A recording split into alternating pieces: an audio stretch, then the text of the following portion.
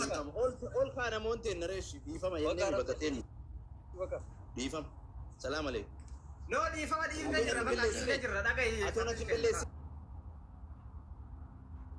toko fama amma kabbarene wali naso koy bale yo baka war toko fatish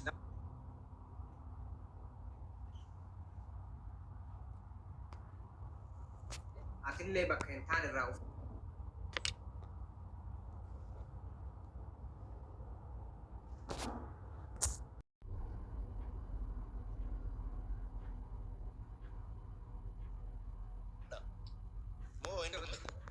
Isme yo wan dubbattu qabatte yo kan dubbatu fatisha rakkomi la okay galatu fatisha pole sakenna tatti usme asitti koy fatti takan dubbatta lal tokkofa ani wallahi waan kana irralle quba hin qabu ramzan invite na terge wajjina saatin turre baqa mana kiya kottu nan jedhe asitti dhufe kottuma jedhe fatishina ko wajati sigale ani fatish wanni guddaan sitti aare akkamale jedhe maa inni beeta wallahi wa billahi tuffii ati erga dhuftee deemte boodatti mucaan kuni deengadda gaafa akkasitti qaadaa turte mana ijoollee hoolotaa sanitti seentee kabajaa wajjaasaa ta'in turte ijoollee san dhageeffate har'a obboleessi kee kuni wayita kabajaan akkas si gaafate ilma arsii ta'uu irraa nama qulqulluu ta'uu irraa nama jibbaa kee qabne ta'uu irraa namni osoo jecha badaata akkasiin hin jedhin kootu waan kana deebisi akkamitti waan hawaasa keenya kalee xiqqeessaa ture Israa'ilii ummanni kun Israa'ilii nuun jedhan baay'isa gomjatti surokkee nuun jedhe akka gizee san isin moggaafterraa maqaan kuni hawaasni aga ammaatitti kutaan hundi waan saniin nu arrabsaa jira Israa'ilii Oromoo keessaa jedhaniitti sigale maqaa agana ga'u arrabsitee osoo ummanni kun nu keessa jiraachuu baate Itoophiyaan guutuun hin yoomattu jedhu ummata harree akkas godhu jettee xiqqeessite gaafa kan hawaasa guutuu walitti qabde malee fatteesh akkas jettee hin arrabsan jechuudha hawaasni si wajji dhaabatee gaafsan ijoolleen hundi si wajjin duulaa turte ijoolleen keenya kun hin beela jechuudha sigale oomanti irraa agartee osoo akka dabbaa lookaa akka bada murtii guutuu ta'e already dhugaadhaa wanni kun nama aarsa kun ijaanje waan nama akkasitti waan san siyaasa keenya kanas waan kanas beeku miti ta'uun kun oiga inaasuuf walla geeffadhaame ajanda makana hin kaasin jedheenan mana kiyyatti usme ajanda makana hin kaasin hin cufnaa jedheen wanni an dubbachuu dhabeef sii galee wanni an seenuu dhabeefi dhiisi raamzii namni daqiiqaa 5 keessatti bar namni sun daqiiqaa 5 wallahi lazim daqiiqaa 10 yoo guddate namni kuma sadi kaseen eessaa akka dhufeen beeku nama daqiiqaa haganaa keessa seene ajandaa barbaadu argaa jirta bakka waan kana asuma gabaabsinaa hin seenini dhiisi jedheen hin seenanaan jedhe bar raamziin mana kiyyan seenanaan jennaan hin seenini dhiisi asuma gabaabsinaa dubbiin kana hin dheeratti ummanni daqiiqaa 5 keessa nama kuma sadi yookaan mootummaa wayii ilaalaa hin jiranii ajandaa fedhanii kino dhiisi asuma dhiisi jedheen ishi ani mana kiyya seenanaan jedhee jennaan haala saniif an seenuu dhabe waan biraa osoo hin taane sii galee tuffii maal illee osoo hin taane sii galee malee nabira ture okay asumatti hin cufna waan kana in kaasunu atillee mana banatini gabaabsi asumatti dhiisi raamzii jedheen kino isumarra siin jedha ishi naan jedhee nabira deemee mana banati saniif dhaquu dide maaliif akka dubbiin kun hin kaaneef waan biraa osoo hin taane waan tuffii biraa osoo hin taane sii galee galatoon wanni kun akka dubbii ta'ullee ta'u hin beeyta laal ramzaa wanti kun akka namni martu madaa of keessaa qabullee hin beeyta fattishaa jechuu kiyya ramzaa miti wanti kun akka waan biraa irratti fidullee hin beeyta sigalee garuu ati wanta kana ol galchuu saniif balleessaa kana hin jedhamne goote maali yoo naan jette abdiyyee si abdii turullee nama sadii nama kuma sadii moomaa irratti enne waan guutuu walitti himnee dhugaa jirtu walitti himnee wal biraa deema maal jenne yaadatta ta'e dhugaartu walitti himna maal jenne walitti himne hin beeytan isin marti keessan namni takka atillee jiruu kee jiraa dhufattishaa isiillee jiruu ofii haa jiraatu akka feetetti haa jiraatu mana kee irra fiddee ummata keenna ibidda ittiin kaasin namni keenna gubata jala sararree sitti himnee jira kanuma kasirraa bitu kanuma kanama si godhu kanuma kasi deeggaru eenyu olitti jechuudha ummatuma kee kana kasi jaalatu dhugaartu itti maa kanaafuu jechuudha karaa namni kee yookaan ammoo ila dhageeffadhu arsummaa ta'e ittiin booni eenyummaa kee ittiin booni dhageeffadhu kabaja ummanni guyyaa san sitti godhe kabaja keessan ofirra qabdee muujjattii ilaallee tola oolte nagaa akkam jettee dubbisuu mirga qabda fattishaa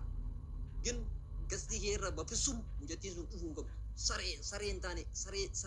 saree gaditti hanqalteeti kanaafuu jechuudha saree san keessaa akkasii baase ummata hadha uumantii fi as gubbaa taa'ee sitti haasoo kanaadha wallaahi lazii bugaaru sitti maal ummanni sirraa bitee sirraa gurguree jedhu ummata kan sigalee mucattiisanii miti sigalee kanaafuu jechuudha karaa irra jirturra karaa tikikkilii irra deemi uf gadi qabiitiin jechuudha murtee gaafa abdii jeefaa wajji walitti haasofitanii murteeffatan murtii sanii deema abdii jirullee mana isaa seensaa hin seensu abdii jee mana isaa seensaa hin seensu maaliifi hin beeka waan duubaan jiru beeka atis waan daqiiqaa 5 san keessa sirratti hin beeku taasisee xummatee jira sigalee kanaafuu dhugaa jirtu walitti himanii waliin deemuun bareeda kana sitti maal Ramza asirratti waan dubbadhu qaba. Yaa maal jechuu barbaade amma jesti falee saayiba illee ta'eef nu bira jiraate illee miti Ramzan illee nama kina nu martuu ijoollee takka ijoollee komandooti. Amma namni baay'inaan nu taasisuu qabu asirratti sitatii dalagee mijattiin bira seente waan dalagame kana irratti dogongora afaan keessa walitti tartan asoo amma bakkuma jiru kanatti dubbii tana bakka waliif innis bakka waan san akka dogongora fudhachuu qaba. Nama gizee tokko beeta asuma hin beekin asuma itti yaadin waa nama muudatanii beeta. Muudannoo kana mootu barnoota irraa fudhata. Waan nama dhufe kana bakka hin jiraami. Qalal gooneetumaan bira tarree Ramzaa fi Fatiin afaan keessa waliin bu'an. Kanaafuu dubbii kana qalal goonee asuma finnee nuti mootu ijoollee kalee gaafa Fatii waa ta'u Ramzaan biraan hafne Baaliyoon biraan hafne nuti biraan hafne akkasuma namni beektaa quuqama. Namni quuqama oromummaa kana dhiisi kasabummaa kana dhiisi ka gandaatii fi kan annawaan akkasitti amma akka amma kutaa arsii ta'ee kun sirka kun dhiidhaa maalee jedhu kanaan akkanatti jecha kanan deemu osoo hin taane qalal goonee dubbii kana asuma biratti gizee tokko waa nama muudachuun akkuma jirutti asoo dubbii kana finnee dhiifama wajjin akka abdiyyeetitti dhiifama isin gaafadha. Naafatiin illee yoo waan san asoo hin beekin ka dalagu taate gizee biraa akka waan sanitti hin deebinetti fudhatee gizee tokko muudannoo nima jira. Akkasitti akka irra nu tartan jechuu barbaade karee fi Baaliyoo namootu tasa sagalee dhageessise sun dogongora Baaliyooti ta'uu hin qabu namni gara hin taane nama fudhata beektaa haasawa dogongorummaa osoo hin ta'in sanitti dhufnee dubbana sun rakkoo mitiiti ishii usme ayyee biroo ka inni akkas godhe saniif namni beektaa gaafa afaanii waa haasa'uu jesti waa'ee kiyyaan fakkeenyaaf Fatiyoo natti aarii namatti haasaa jiraate diingata waa afaanii nama ba'uu danda'a beektaa namni ammootu itti yaadee waan san hin dalagu natti fakkaata sigalee ennaa kaasii asoo akkanuma finnee bareedana fakkaatee dhiifama wajjin jechuu barbaade hagaanuma dubbachuuf. Gara laafoo dubbadhumee carraa isatti tokko barreessaa.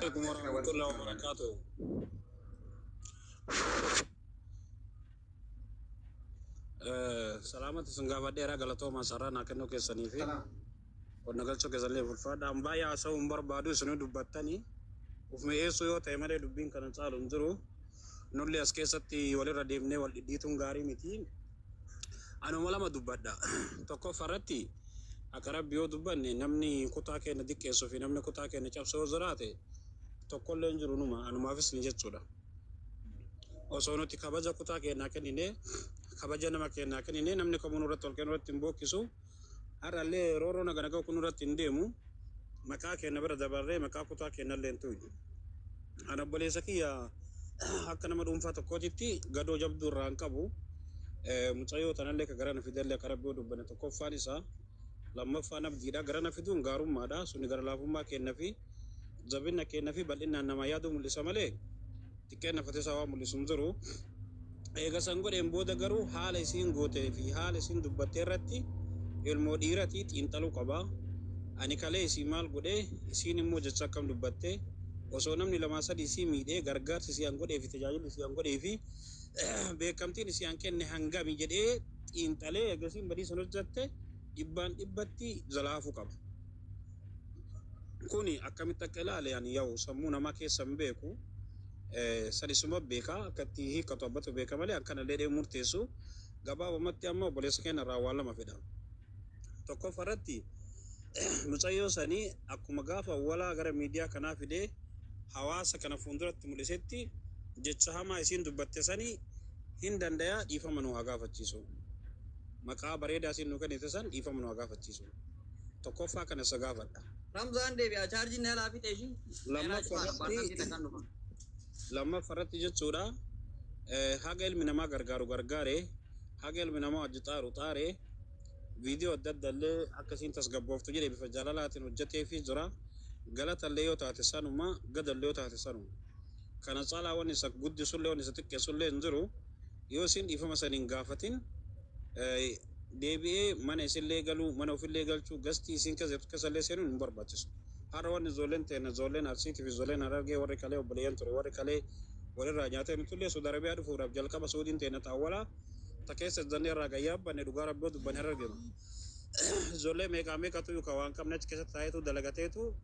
waa musawwaraa godhatee gara Jibuutii gad dhufshu kana hin beektan kan hundi keessan warri karaa Saudii deemne quba qabna kanaaf yoo isin gochisan illee hin godhin dhibbatti hattan uf jalaa baasee nama kanatti isaa caalaa har'allee kennu jirullee ijoollee makeenna odoo ka fedhe illee jibbee ka isa jaalatu hin dhabamu jechuu gabaabumatti sababa kanaaf fatisaan kana lamaa yoo godhe anillee aarii irra qaba waan ta'eef ani bin ol dubbisullee walitti illee dhiyaachuu hin dandeenya kun fatisaan biyya kana jira guyyaa takka waan hin jenne guyyaa takka nan arabsine anuuf guddisuu kanallee hin beeku ofuma mul'isuun kunillee gaariimi an fatisaa guyyaa tokko assalaamu alaikum jedhee hin beeku kun abbaan kana sababni isan dubbifneef waa lama tokkoof irratti ilma namaa machuun gaarii miti isuma kana jechuun waa'ee micattii kanatti wal qabatee ani gadoo irraa qaba dhugaa rabbii xiiqii guddanna keessa jira lammaffaa irratti suni mirga isaati showii fedhe agarsiisuun mirga isaati akka fedhe ta'ullee mirga isaati nan galchuu ani wajjin godhatin malee staayileetii tokko isarraan jaaladhoon. Ana oftama kanas eebitu. Abiyaan kana eebitadha bro. Abiyaa excuse me namni waan fedhe haasoo mirga isaati yaa'u deebisuun hin danda'amu. Amma osoo ajandaa kana boolumne gara laafoo ajandaa muudii isaatiitti osoo waan guddan nu eeggata. Naa dhaggeeffadhu gara laafoo kiyya waan guddan nu eeggata waan ta'eef sana achumarra nu dhaabe ka muudii dhimma dhuunfaa yoo walirraa qabaattanii ka dhuunfaa keetii akkuma dhuunfatitti gaafata. Anillee asirratti waan jechuu barbaadee jira. Waan reefillee abdiyyeetu qachitti bira dhaabate. Tokkoffaa sagalee baaliyyoo biraa dhageenye maatii shanallee keessa walitti barreessitee walumatti sagalee illee qabnee haasaatiin turre hanga kana guutu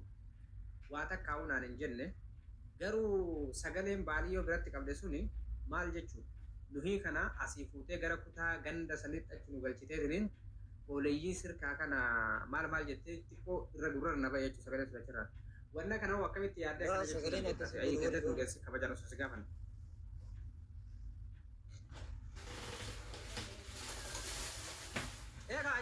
Akas jiraan sagaleen baaliyyoo kaatira keessi. Akkasii jiru sagaleen akkasii. Yaa akkasuma jedha